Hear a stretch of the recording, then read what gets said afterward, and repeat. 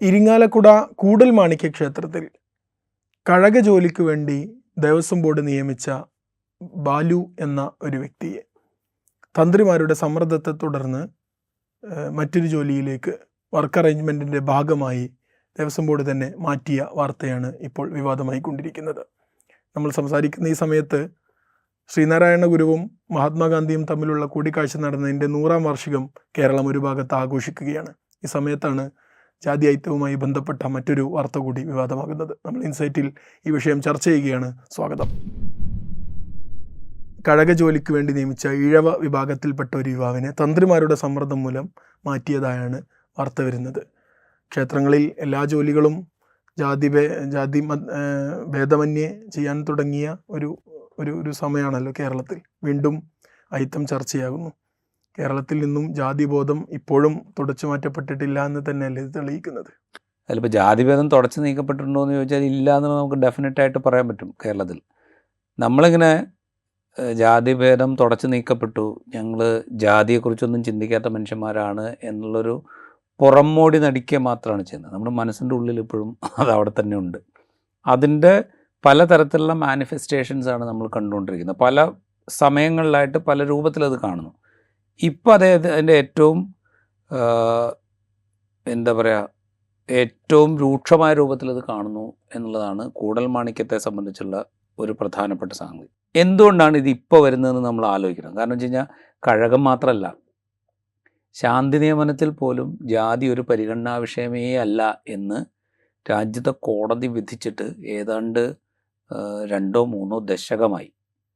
അതിനുശേഷം ദേവസ്വം ബോർഡ്, അതായത് ഈ വിധി വന്നതിന് ശേഷം കേരള ഹൈക്കോടതിയിലാണ് ആദ്യം വിധി വരുന്നത്. അതായത് ഇത് പഠിച്ച ഏത് വിഭാഗത്തിൽപ്പെട്ട ആളുകൾക്കും, തന്ത്രവിദ്യ പഠിച്ച ഏത് വിഭാഗത്തിൽപ്പെട്ട ആളുകൾക്കും ഈ കാര്യങ്ങൾ ചെയ്യാം എന്ന് പറയുന്ന ഹൈക്കോടതിയുടെ വിധി വന്നതിന് ശേഷം ദേവസ്വം ബോർഡ് അടുത്ത പരസ്യം കൊടുക്കുന്നത് ബ്രാഹ്മണരായ ആളുകളെ മേൽശാന്തിക്ക് ആവശ്യമുണ്ട് എന്ന് പറഞ്ഞിട്ടാണ് പരസ്യം കൊടുക്കുന്നത്. അന്ന് അത് ചോദ്യം ചെയ്യപ്പെട്ടു കോടതിയിൽ. കോടതി ഇമ്മീഡിയറ്റ് ആയിട്ട് ആ പരസ്യം റദ്ദാക്കാൻ ആവശ്യപ്പെട്ടു, ഇതില്ലാതെ പരസ്യം കൊടുക്കാൻ ആവശ്യപ്പെട്ടു. എന്നിട്ടും കുറേ കാലം ഈ അബ്രാഹ്മണർ എന്ന് വിശേഷിപ്പിക്കപ്പെടുന്ന ആളുകൾ ഈ രംഗത്തേക്ക് വന്നിരുന്നില്ല. ഇപ്പോൾ കുറേ ആളുകൾ ശാന്തി അടക്കമുള്ള ബാക്കി ക്ഷേത്ര ജീവനക്കാരുടെ ക്ഷേത്രമായി ബന്ധപ്പെട്ട തൊഴിലുകളിലേക്ക് എത്തുകയാണ്. അപ്പോൾ ഇത് ശാന്തി മുതൽ കഴകം എന്ന് പറഞ്ഞു കഴിഞ്ഞാൽ ശാന്തിയുടെ താഴെയാണ്.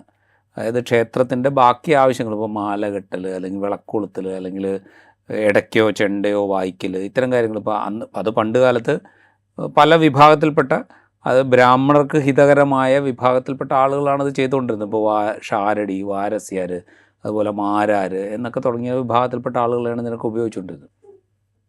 അത് തന്നെ ഒരു തരം ജാതി സവർണ മേൽക്കോയ്മയുടെ ലക്ഷണങ്ങളാണ് എന്ന് ഷാരസ്യാരോ അല്ലെങ്കിൽ ഈ പറയുന്ന ഷാരടിയോ വാരസ്യാരോ മാരാരോ മനസ്സിലാക്കിയില്ല എന്നുള്ളതാണ് അവിടുത്തെ പ്രധാനപ്പെട്ട പ്രശ്നം. എന്നാലും അതങ്ങനെ തുടർന്നു വന്നിരുന്നു. അപ്പോൾ ഇപ്പോൾ ആ പഴയ സമ്പ്രദായം തന്നെ വേണം എന്നുള്ള ശാഠ്യമാണ് ഈ കൂടൽമാണിക്യ ക്ഷേത്രത്തിലെ തന്ത്രിമാർ ഇപ്പോൾ പറയുന്നത്. അതിനവർക്ക് ഊർജം പകരുന്ന 2 സാഹചര്യങ്ങളുണ്ട് രാജ്യത്ത്, കേരളം അടങ്ങുന്ന രാജ്യത്ത്. ഒന്ന്, രാജ്യം കഴിഞ്ഞ 10-14 വർഷമായിട്ട് അല്ലെങ്കിൽ 12 വർഷമായിട്ട് സംഘപരിവാർ എന്ന് പറയുന്ന ഈ പറയുന്ന സവർണ മേൽക്കോയ്മയിൽ അധിഷ്ഠിതമായൊരു പ്രത്യയശാസ്ത്രത്തെ പുൽകുന്ന ഒരു സംവിധാനത്തിൻ്റെ രാഷ്ട്രീയ രൂപമായ BJP ഭരിക്കുന്നു എന്നുള്ളതാണ് അവർക്ക് ശക്തി നൽകുന്ന ആദ്യത്തെ ഘടകം. രണ്ടാമത്തെ ഘടകം, കേരളത്തിൽ ശബരിമലയിലെ സ്ത്രീ പ്രവേശനം അല്ലെങ്കിൽ പ്രായഭേദമില്ലാതെ എല്ലാ സ്ത്രീകൾക്കും പ്രവേശിക്കാമെന്ന് പറയുന്ന സുപ്രീം കോടതി വിധിയെ തുടർന്ന് അത് നടപ്പാക്കാൻ ശ്രമിച്ചപ്പോൾ കേരളത്തിൽ കണ്ട തീർത്തും പ്രതിലോമകരമായ ഒരു പ്രതിഷേധത്തിൻ്റെ തുടർച്ചയും. ഈ 2 സാഹചര്യങ്ങൾ വെച്ചുകൊണ്ട് കേരളത്തിൽ ഇതൊക്കെ നടക്കും. അതായത് ഒരു സവർണാധിപത്യം സ്ഥാപിക്കാൻ ശ്രമിച്ചു കഴിഞ്ഞാൽ അത് നടക്കാൻ പാകത്തിലാണ് രാജ്യത്തെ രാഷ്ട്രീയ സാഹചര്യമെന്നും കേരളത്തിൽ ശബരിമലാനന്തരം ഇതിനൊരു വേരുണ്ട് എന്നുള്ള തോന്നലിൻ്റെ ഭാഗമായിട്ടാണ് ഈ പറയുന്ന തന്ത്രിമാർ ഇപ്പോൾ കൂടൽമാണിക്യ ക്ഷേത്രത്തിൽ ഈ പണി ചെയ്തിരിക്കുന്നത്. അതിലൊറ്റ ഉദാഹരണം നമ്മൾ ആലോചിച്ചാൽ മതി. ഇപ്പോൾ ഈ കഴകപ്പണിക്ക് വരുന്ന ഈഴ വിഭാഗത്തിൽപ്പെട്ട ബാലു എന്ന് പറയുന്ന ചെറുപ്പക്കാരൻ, അദ്ദേഹം ചെയ്യേണ്ട അവിടുത്തെ മാലകെട്ടൽ ജോലിയാണെന്നാണ് ഞാൻ മനസ്സിലാക്കുന്നത്. ഏത് ജോലിയാണെങ്കിലും ഒരേപോലെ തന്നെയാണ്, മാലകെട്ടൽ ജോലിയാണ്. ഇത് പറ്റില്ല എന്നാണ്. അത് ഈഴവ വിഭാഗത്തിൽപ്പെട്ട ഒരാൾ ചെയ്യാൻ പറ്റില്ല എന്നാണ് തന്ത്രിമാർ പറയുന്നത്. എന്നുവെച്ചാൽ ഈഴവ വിഭാഗത്തിൽപ്പെട്ട ഒരാൾ കെട്ടുന്ന മാല ദേവന് തൃപ്തികരമാവില്ല എന്നാണല്ലോ തന്ത്രിമാർ പറയുന്നതിൻ്റെ ഒരു സങ്കല്പം. ഒറ്റ കാര്യം നമ്മൾ ആലോചിച്ചാൽ മതി.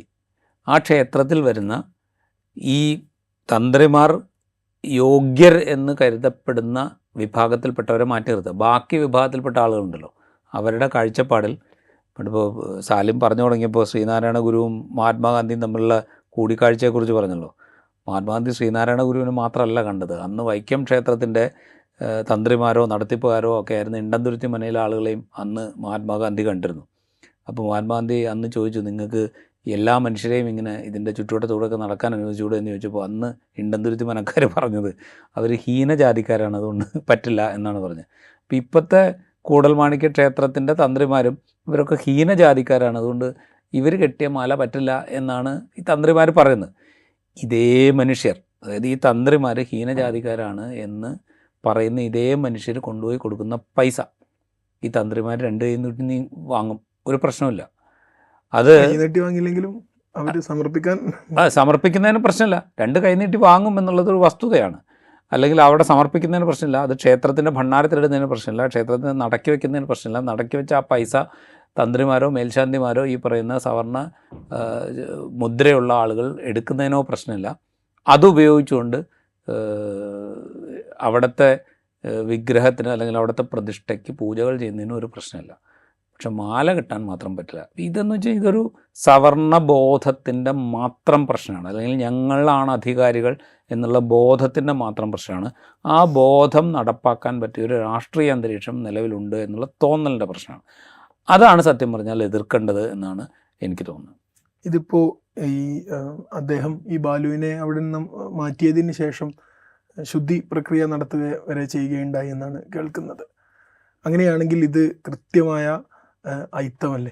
അങ്ങനെയാണെങ്കിൽ ഇത് ഭരണഘടനയോ, അയിത്തം നമ്മുടെ രാജ്യത്ത് നിന്ന് നമ്മൾ നിയമപരമായി തന്നെ തുടച്ചു നീക്കിയതാണ്. അങ്ങനെയാണെങ്കിൽ ഇത് കുറ്റകരമല്ലേ? നിശ്ചയമായിട്ടും കുറ്റകരമാണ്. അതായത് ശുദ്ധീകരണം നടത്തിയിട്ടുണ്ട് എന്നാണ് പറയുന്നത്. നടത്തിയിട്ടുണ്ട് എങ്കിൽ അത് നിശ്ചയമായിട്ടും കുറ്റകരമാണ്. അത് കുറ്റകരമാണെന്ന് പറയുമ്പോൾ നമ്മൾ വേറൊരു കാര്യം ആലോചിക്കണം. നമ്മുടെ സെക്രട്ടേറിയറ്റിൽ വരെ താഴ്ന്ന ജാതി എന്ന് ഉയർന്ന ജാതിക്കാരനെ ആക്ഷേപിക്കുന്ന വിഭാഗത്തിൽപ്പെട്ട ഒരാൾ ഇരുന്ന കസേരയിൽ അദ്ദേഹം അവിടുന്ന് സ്ഥലം മാറിപ്പോയതിന് ശേഷം വേറൊരാൾ വന്നിരിക്കുന്നതിന് മുമ്പ് ഇതേപോലെ എന്തൊക്കെയോ പ്രക്രിയകൾ ചെയ്തു എന്ന് പറയുന്ന ആക്ഷേപം അവിടെ ഉണ്ട്. അപ്പോൾ അത് അവിടെ ഉണ്ട്.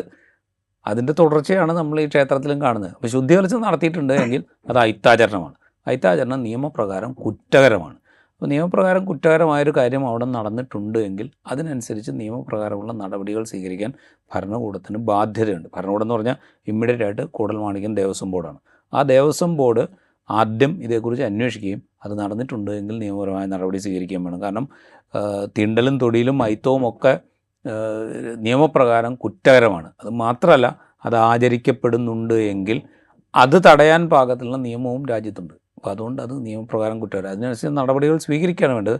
അതിലേക്ക് പോകുമല്ലോ എന്ന് നമുക്കറിയില്ല. കാരണം ഭരണ സംവിധാനത്തിന് ഇപ്പോൾ ഭയമുണ്ടാവും. കാരണം ഇവിടെ ശബരിമല എന്ന് പറയുന്നൊരു ഒരു ഒരു ഒരു മാനദണ്ഡം അവിടെ അപ്രഖ്യാപിതമായിട്ടാണെങ്കിലും രേഖപ്പെടുത്തപ്പെട്ടിട്ടുണ്ട്. അത് സ്ഥാപിച്ചെടുക്കാൻ ഇവിടുത്തെ രാഷ്ട്രീയ പാർട്ടികളൊക്കെ വലിയ തോതിൽ മുൻകൈ എടുത്തിട്ടുമുണ്ട്. അത് BJP മാത്രമല്ല, മറ്റ് രാഷ്ട്രീയ സംവിധാനങ്ങളും നമ്മൾ മതനിരപേക്ഷ ജനാധിപത്യത്തിന് വേണ്ടി നിലനിൽക്കുന്നു, ഈ പറയുന്ന തീണ്ടലും തൊടിയിലും അയിത്തവും ഒക്കെ തെറ്റാണ് എന്ന് വാദിക്കുന്നു എന്ന് നമ്മൾ വിചാരിക്കുന്ന രാഷ്ട്രീയ പ്രസ്ഥാനങ്ങൾ പോലും അന്ന് ശബരിമലയ്ക്ക് വേണ്ടിയിട്ട് രംഗപ്പെടും. അപ്പോൾ എന്ന് വെച്ചാൽ അതൊരു മാനദണ്ഡമായിട്ട് അവിടെ സെറ്റ് ചെയ്തിട്ടുണ്ട്. അപ്പോൾ ഇതിനെതിരെ എന്തെങ്കിലും ചെയ്തു കഴിഞ്ഞാൽ അത് രാഷ്ട്രീയമായി തിരിച്ചടി ഉണ്ടാകുമെന്നുള്ള ഭയം ഭരണകൂടത്തിനുണ്ടാകും. സത്യം പറഞ്ഞാൽ അങ്ങനെ ആ തിരിച്ചടി ഉണ്ടാവുകയാണെങ്കിൽ ഉണ്ടായിക്കോട്ടെ എന്ന് വിചാരിച്ചുകൊണ്ട് ഭരണകൂടം ഇതിനെതിരെ നടപടി സ്വീകരിക്കുകയാണ് വേണ്ടത്. അത് ദേവസ്വം ബോർഡായാലും, ദേവസ്വം ബോർഡ് എന്ന് പറഞ്ഞാൽ പൊളിറ്റിക്കൽ നിയമനമാണ് ദേവസ്വം ബോർഡിലേക്ക് വരുന്നത്.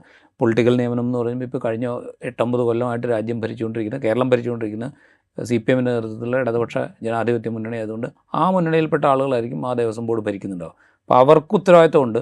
അവിടെ തിണ്ടലും തൊടിയിലും മൈത്തവും ആചരിക്കപ്പെട്ടിട്ടുണ്ട് എങ്കിൽ അത് നിയമപരമായി ചോദ്യം ചെയ്യുക എന്നുള്ളതും അതിന് ഉത്തരവാദികളായ ആളുകളെ നിയമത്തിന് മുന്നിൽ കൊണ്ടുവരിക എന്നുള്ളത്, അത് ചെയ്യണം എന്നുള്ളതാണ് ഒരു ജനാധിപത്യ വിശ്വാസി എന്നുള്ളതിൽ, ഒരു മതനിരപേക്ഷ വിശ്വാസി എന്നുള്ളതിൽ നമുക്ക് ആവശ്യപ്പെടാൻ പറ്റുക. ഇപ്പോൾ സ്വാഭാവികമായും ഈ ബാലുവിൻ്റെ വിഷയത്തിൽ കേരളം അദ്ദേഹത്തോടൊപ്പം നിൽക്കുന്നുണ്ട്. അദ്ദേഹം നേരിട്ടത് വിവേചനമാണ് എന്നുറക്കെ പറയാൻ ഇപ്പോൾ SNDP ആണെങ്കിലും അവരൊക്കെ ബാലുവിന് ഐക്യദാർഢ്യം പ്രഖ്യാപിച്ച് പിന്തുണച്ചുകൊണ്ട് തന്നെ മുന്നോട്ട് വന്നിട്ടുണ്ട്. പക്ഷേ ബാലുവിനെ പിന്തുണക്കുമ്പോഴും ഹിന്ദു ഐക്യം എന്നുള്ളൊരു പദം എപ്പോഴും പ്രയോഗിക്കുന്നത് കാണുന്നുണ്ട്. അതായത് ഹിന്ദുക്കൾ എല്ലാ ജാതി ഭേദമന്യേ ഒരുമിച്ച് നിൽക്കേണ്ട ഒരു ഘട്ടമാണ്. ആ ഘട്ടത്തിൽ ഇങ്ങനെ സംഭവിക്കുമ്പോൾ ഇത് ഹിന്ദുക്കൾക്കിടയിൽ വിഭാഗീയത പരത്താനുള്ള ഒരു ശ്രമമാണ് എന്ന രീതിയിൽ പ്രചരിപ്പിക്കുകയാണ് എന്നൊരു ആക്ഷേപവും ഒരു ഭാഗത്ത് നിന്ന് വരുന്നു. ഇതിനെങ്ങനെയാണ് കാണുന്നത്? അല്ല, അതിലൊരു പ്രശ്നമുണ്ട്. അത് തന്നെയാണ് അതിനകത്തുള്ള പ്രശ്നം. ഇപ്പോൾ സാലിം പറഞ്ഞല്ലോ, ബാലുവിനൊപ്പം കേരളം ഒറ്റക്കെട്ടായി നിൽക്കുന്നത്. അത് തന്നെ ഒരു മിഥ്യയാണ്. അങ്ങനെ ഒറ്റക്കെട്ടായി നിൽക്കുന്നില്ല എന്നുള്ളതാണ് വസ്തുത. ഈ ഒറ്റക്കെട്ടായി നിൽക്കുന്നു എന്ന പ്രതീതി ജനിപ്പിക്കുന്ന മനുഷ്യന്മാർ തന്നെ അപ്പം മാറുന്നു കഴിഞ്ഞാൽ അവൻ ഈഴവനായതുകൊണ്ട് അവനെ ആ പണിക്ക് പറ്റില്ല, അത് ശരിയാണ്, പക്ഷെ നമുക്കത് പരസ്യമായിട്ട് പറയാൻ പറ്റില്ലല്ലോ. ഇതാണ് പറയുക, ഇതാണ് അവൻ്റെ മനസ്സിലുള്ളത്. ഇത് തന്നെയാണ് ഈ പറയുന്ന നമ്മൾ ഹിന്ദുക്കൾ ഒറ്റക്കെട്ടായി നിൽക്കുന്നതിൻ്റെ ഇടയിൽ ഇത്തരം പ്രശ്നങ്ങൾ ഉണ്ടാകുന്നത് ശരിയല്ല എന്ന് പറയുന്നതിൻ്റെ ഒരു രാഷ്ട്രീയം അത് തന്നെയാണ്. നമ്മൾ ഹിന്ദുക്കൾ ഒറ്റക്കെട്ടായി നിൽക്കണം എന്ന് പറയുന്ന ആളുകളുടെ ഒരു മനസ്സിലുള്ളതെന്ന് പറഞ്ഞു കഴിഞ്ഞാൽ അവിടെ വാരസ്യാരോ ഷാരടിയോ ആരാന്ന് വെച്ച് കഴിഞ്ഞാൽ അവർ മാല കെട്ടിയാൽ മതി. ഈഴവർക്ക് എന്താണെന്ന് വെച്ചാൽ അവർക്ക് വേറെ തൊഴിലുണ്ടല്ലോ, അത് കൊടുത്തോളൂ. അങ്ങനെയാണ് ഈ ഹിന്ദു ഐക്യം സാധ്യമാകേണ്ടത് എന്ന് തന്നെയാണ് അവരുടെ മനസ്സിലുള്ളത്. അപ്പോൾ ഇത് ഹിന്ദു ഐക്യത്തിൻ്റെ പ്രശ്നമല്ല, ഇത് മനുഷ്യരുടെ അന്തസ്സിൻ്റെ പ്രശ്നമാണ്. അവിടെ ഹിന്ദു ഐക്യം എന്നോ അല്ലെങ്കിൽ ഹിന്ദുക്കളുടെ ഇടയിലുള്ള ജാതി പ്രശ്നങ്ങൾ ഇതൊന്നുമല്ല അവിടുത്തെ പ്രശ്നം. മനുഷ്യൻ്റെ അന്തസ്സിൻ്റെ പ്രശ്നമാണ്. അയാളെ ദേവസ്വം ബോർഡ് ഒരു പരീക്ഷയോ അല്ലെങ്കിൽ ഏതെങ്കിലും തരത്തിലുള്ള മറ്റേ ഇൻ്റർവ്യൂ ഒക്കെ നടത്തി തിരഞ്ഞെടുത്ത ഒരാളാണ്. അയാൾ ഈ സമൂഹത്തിൽ തുല്യ അന്തസ്സോടുകൂടെ ജീവിക്കേണ്ട ഒരു മനുഷ്യനാണ്. ആ മനുഷ്യനെ ഒരു ജോലിക്ക് നിയോഗിക്കുമ്പോൾ അവൻ ജാതിയിൽ താണവനാണ് എന്ന് ആരെങ്കിലും ആക്ഷേപിക്കുന്നുണ്ട് എങ്കിൽ അതാണ് പ്രധാനപ്പെട്ട പ്രശ്നം.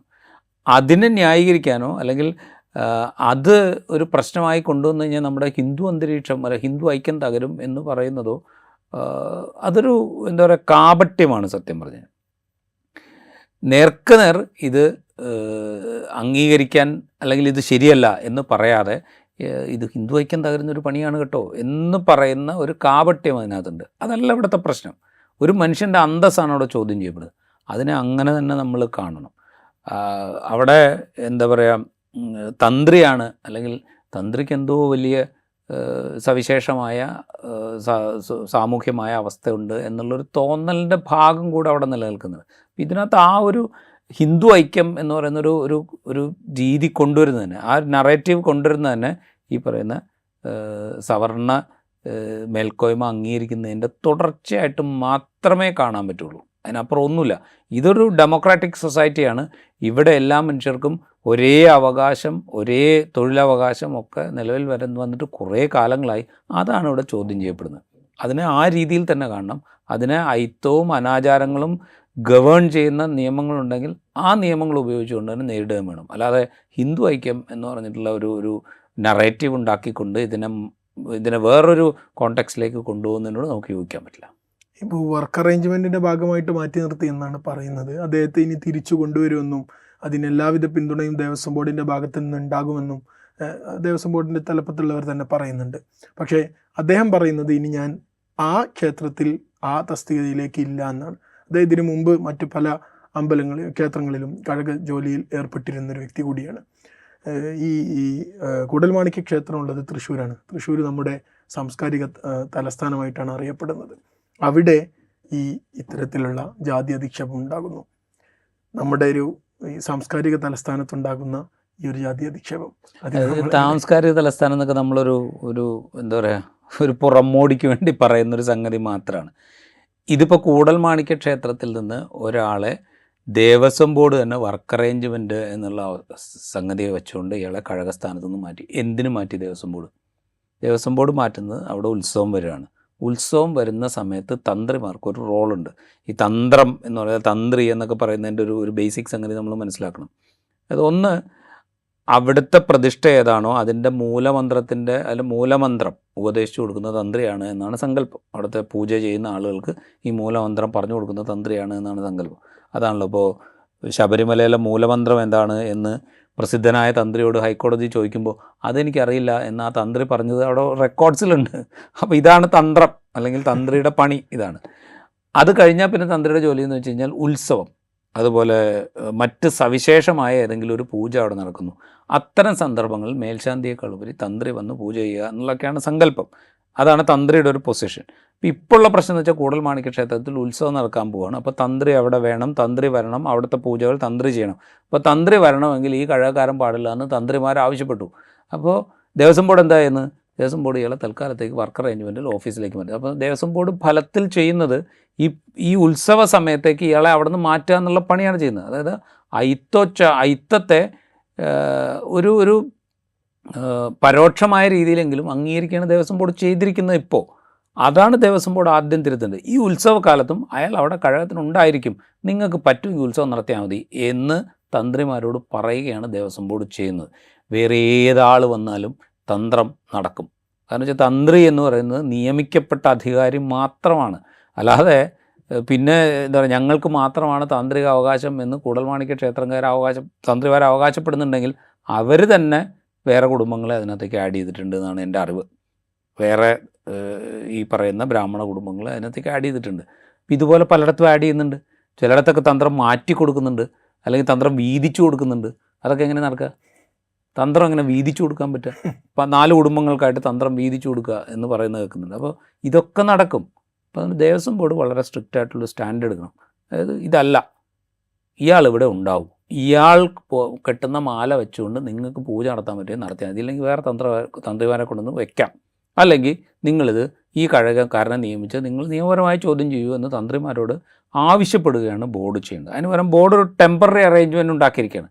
ഉത്സവം നടക്കുന്നത് വരെ ഇയാൾ വേണ്ട, ഉത്സവം കഴിഞ്ഞ് കഴിഞ്ഞാൽ ഇയാളെ വേണേൽ തിരിച്ചു കൊണ്ടുവരാം, അതുവരെ വർക്ക് അറേഞ്ച്മെൻറ്റ്, അതുവരെ ഇയാൾ അവധിയിൽ പോവുക, അങ്ങനെയൊക്കെയുള്ള നമ്മൾ പ്രത്യക്ഷത്തിൽ അറിയാത്ത പല ധാരണകളും ഉണ്ടായിട്ടുണ്ടാവും. ഇതൊന്നുമല്ല അതിൻ്റെ രീതി. ഇത് മുളയിലെ നുള്ളേണ്ട ഒരു പണിയാണ്.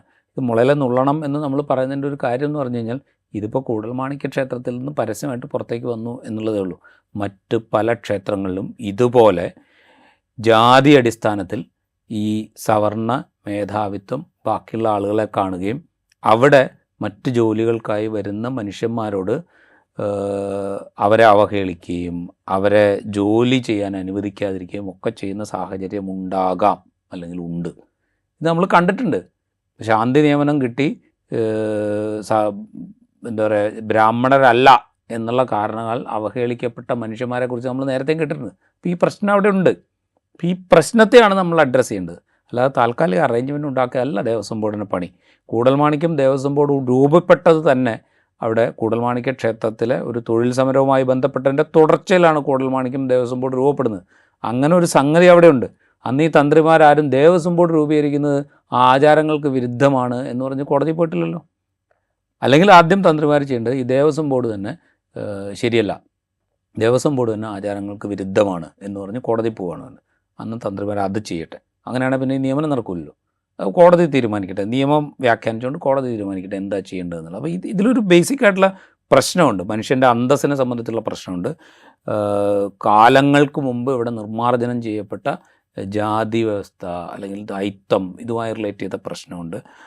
അപ്പോൾ ഇതൊക്കെയാണ് അഡ്രസ്സ് ചെയ്യേണ്ടത്. അതിന് പകരം ഒരാളെ തൽക്കാലത്തേക്ക് മാറ്റി നിർത്തി ഈ പ്രശ്നം പരിഹരിക്കുകയല്ല ദേവസ്വം ബോർഡിൻ്റെ പണി. അതാണ് ദേവസ്വം ബോർഡ് ആദ്യം മനസ്സിലാക്കുകയും ഇടപെടുകയും ചെയ്യേണ്ടതെന്നാണ് എനിക്ക് തോന്നുന്നത്. യെസ്, അതാണ് ദേവസ്വം ബോർഡും ഈ വിഷയത്തിൽ പ്രതി ചേർക്കപ്പെടേണ്ടതുണ്ട്. അത് തിരുത്താൻ ദേവസ്വം ബോർഡ് തയ്യാറാകണം. ഏതായാലും കേരളം എന്ന നമ്മൾ എപ്പോഴും പറയുന്ന ഉയർന്ന നവോത്ഥാന മൂല്യങ്ങളും പുരോഗമനമൊക്കെ പറയുന്ന നമ്മുടെ നാട്ടിൽ നിന്ന് തന്നെ ജാതി വ്യവസ്ഥയുടെ, സവർണ മേധാവിത്വത്തിൻ്റെ, അതുപോലെ ഐത്വ ആചരണത്തിൻ്റെയൊക്കെ വാർത്തകൾ ഇന്നും നമ്മൾ കേൾക്കേണ്ടി വരുന്നു എന്നുള്ളത് ദൗർഭാഗ്യകരമാണ്. ഈ ഇൻസൈറ്റ് ഇവിടെ പൂർണ്ണമാകുന്നു. മറ്റൊരു എപ്പിസോഡുമായി വീണ്ടും കാണാം.